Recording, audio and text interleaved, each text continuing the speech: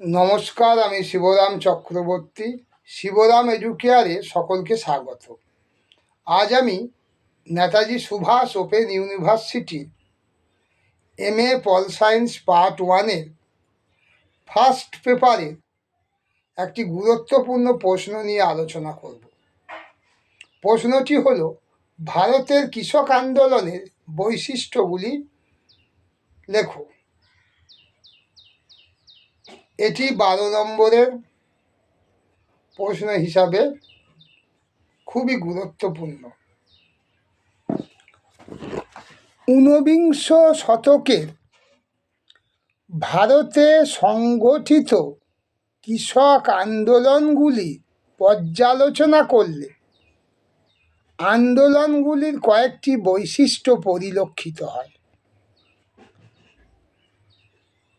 যেমন 1 নম্বর, বেশ কিছু কৃষক আন্দোলন প্রথম দিকে ধর্ম সংস্কার আন্দোলন হিসেবে শুরু হলেও পরে সেগুলি জমিদার, মহাজন ও ব্রিটিশ বিরোধী আন্দোলনে পরিণত হয়। পরিশেষে এগুলি ঔপনিবেশিক শাসনের বিরোধিতামূলক আন্দোলনে পরিণত হয়।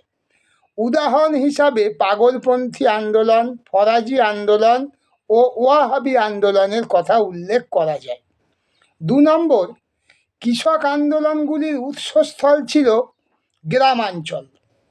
3 নম্বর, প্রাথমিক পর্যায়ে এইসব আন্দোলনগুলি অসংগঠিত প্রকৃতির ছিল এবং আন্দোলনগুলি বিক্ষিপ্ত, বিচ্ছিন্ন ও ইতস্ততভাবে শুরু হয়েছিল।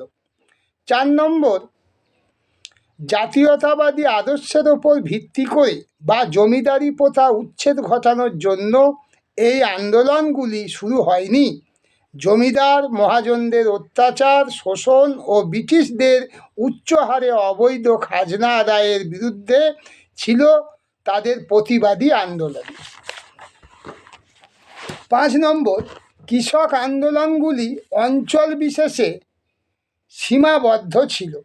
এক অঞ্চলের কৃষক আন্দোলনের সঙ্গে অন্য অঞ্চলের কৃষক আন্দোলনের পারস্পরিক যোগাযোগ থাকতো না।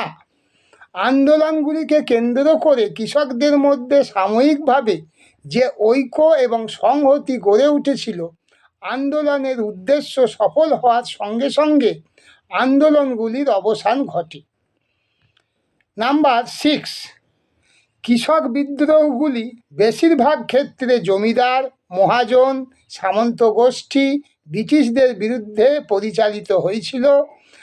আবার দেখা যায় কোনো কোনো ক্ষেত্রে বেশ কিছু জমিদার ও সামন্ত প্রভু কৃষক বিদ্রোহে অংশগ্রহণ করেছিলেন এবং তারা কৃষক বিদ্রোহে নেতৃত্বও দিয়েছিলেন। বেশিরভাগ কৃষক আন্দোলনগুলিতে দেখা যায় আন্দোলনে অংশগ্রহণকারীদের মধ্যে থেকেই কোনো সাধারণ কৃষক আন্দোলনের নেতৃত্ব দেন। ভিডিওটি এখানেই শেষ করলাম। পরবর্তী ভিডিওতে আবার দেখা হবে। ভালো থাকো, সুস্থ থাকো। ধন্যবাদ।